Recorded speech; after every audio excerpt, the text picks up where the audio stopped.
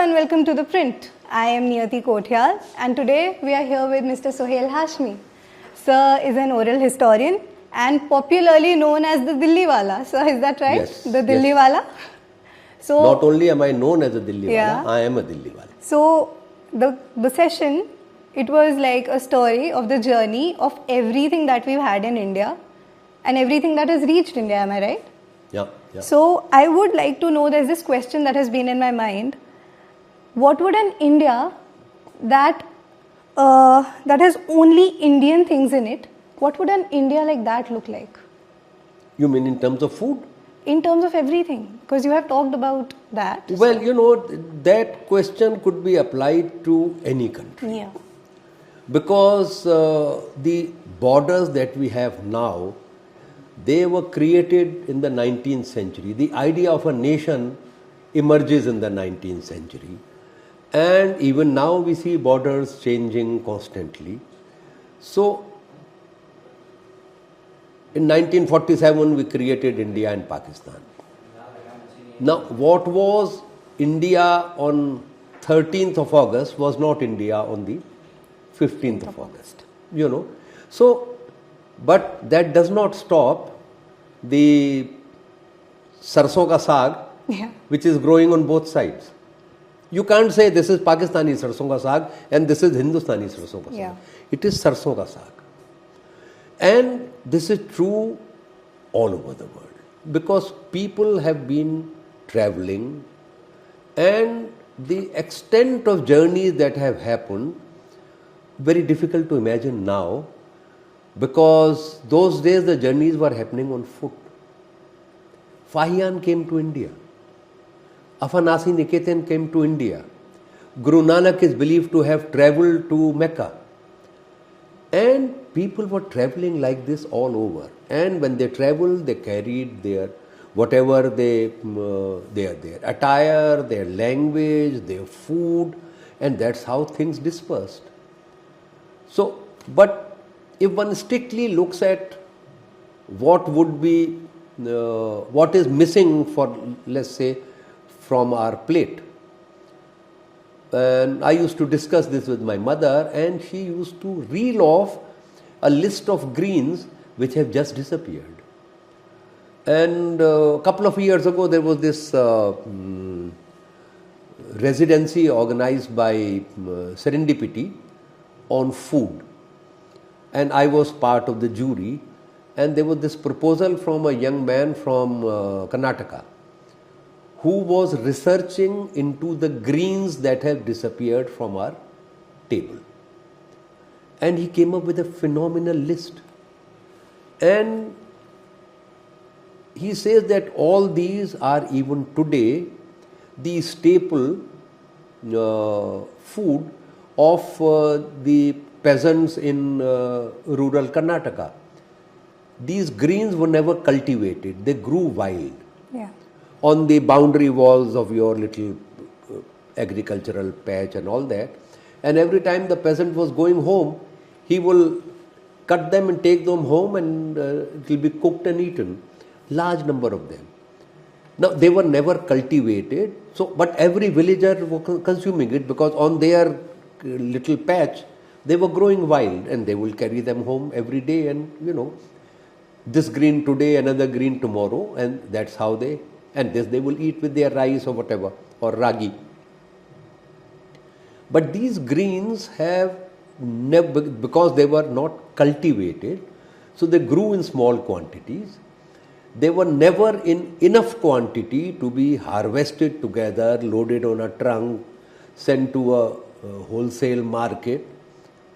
And therefore the economies of the market have killed all these greens. And they were also small tubers, small little thing which grew locally, were consumed locally. They have all disappeared because the market has taken over. Earlier it would be the peasant who would harvest them and take them to their weekly market and they'll sell it there. And that is how people got to eat a very wide range. But now you have these, crops that are, they taste like nothing. From my memory, I can tell you. The cauliflower that we are eating today has no taste. But in my childhood, the cauliflower tasted totally different. And it looked different. Now everybody wants white cauliflowers. Yeah. The color of the original cauliflower is yellowish. Light yellow, but it is, and that is the one with flavor. You rarely find it now. The same thing, so this has happened to tomato, has happened to all the vegetables we are eating. The market, then the fertilizers, the pesticides, all that has totally destroyed our very rich palette of greens and vegetables. So, sir, if I may ask this question, going deeper into it, what I wanted to also ask was, if that this narrative that has been going around, that we need to go back to our Indian roots and push everything that is foreign out. There's a sort of this thing that has been going around recently. So, what do you think we would be left with if we give everything that is foreign away? You see, this is a very interesting question, because when you decide that this is the date after which everything that came after that date has to be thrown out. Yeah, you have to first decide that this is the date after which everything else is foreign. So, everything that the British brought, do we have to throw all that out? Or everything that came with the Mughals? Yeah. Or everything that came with the Sultanate period, with the people who came from Afghanistan, with the Pathans, and or before that, everything that came with the Turks, or everything that came with the Aryans. You have to, then it's a very difficult choice. And then what are the things that you're going to get rid of? Are you going to get rid of parliamentary democracy?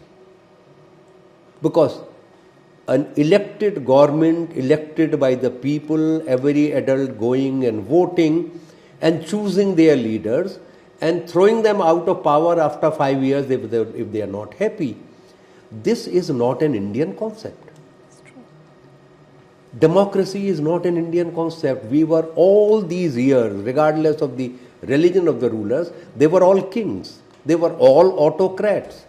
There were some less of an autocrat, some were more, some were less tolerant, some were more tolerant, but they were all kings. The people's will was never asked. They were never consulted. So are you going to throw that out? Are you going to throw out all the technology that you have got? So this is a very interesting selective thing. They want all the technology, but they don't want the science. Yeah. So that is the problem with this argument.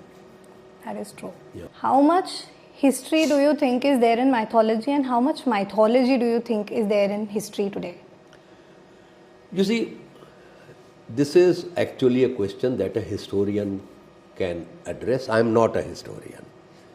But I would think that all mythology, all myth,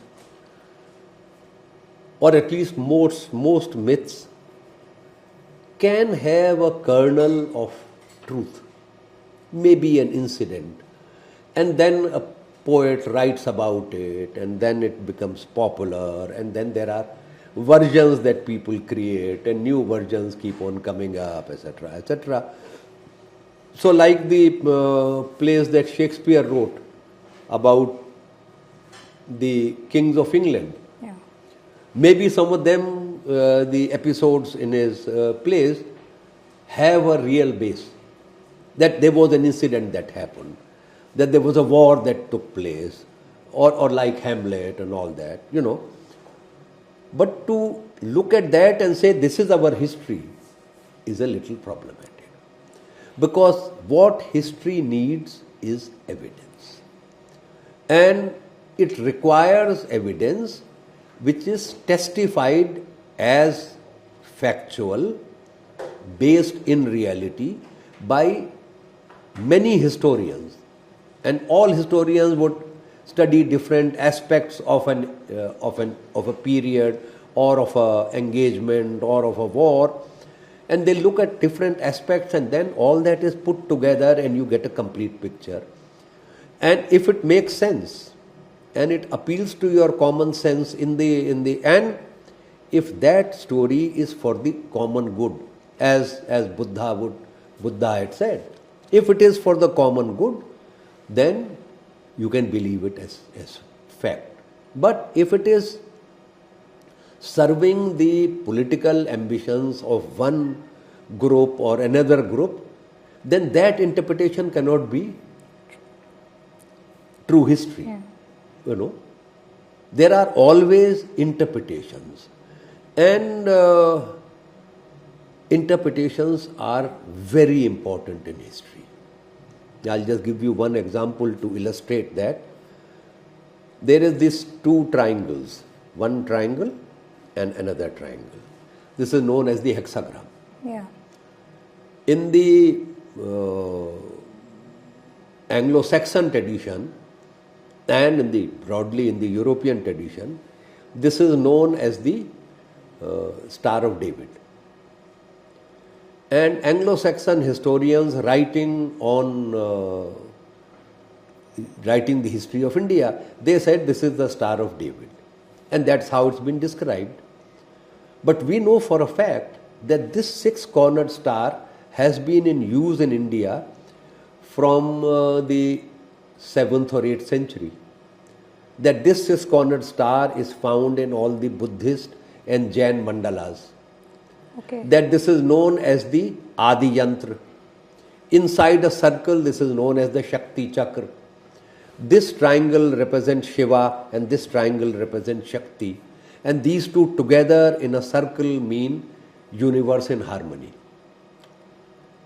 So that is how it has been interpreted in one part of the Indian tradition. Yeah. But we also see these two triangles, one triangle superimposed on the other. I've seen a photograph on a teepee of Native Americans. It was painted on a tent, and somebody had taken a photograph, and this was reproduced somewhere. Now it is there. Yeah. They have had no interaction with the Semitic tradition or with the Brahmanic tradition, but the star is there. And if you look at it, it is just two equilateral triangles, and different civilizations have interpreted it differently. You insist that it is the Star of David, then you get one narrative. You insist that it is the Shakti Chakra, you get one narrative. And you open it up that it could be this and that also. It could be an arch commissioned by a Turk Sardar, but the carving is done by the Indian masons and who carve the symbols of their veneration. Yeah. Then it is, you're talking of coexistence of two traditions. So how you interpret a fact is also as important as the fact. That is, that makes sense. Yeah. You know, have you heard in Delhi, the Delhi government is thinking that they'll allow weddings and events to take place in historical places, and they've selected 80 sites for that. So, what do you think? Is that a good suggestion, or will that really break the sanctity of the place? You see, I don't know whether Delhi government actually protects 80 structures in Delhi.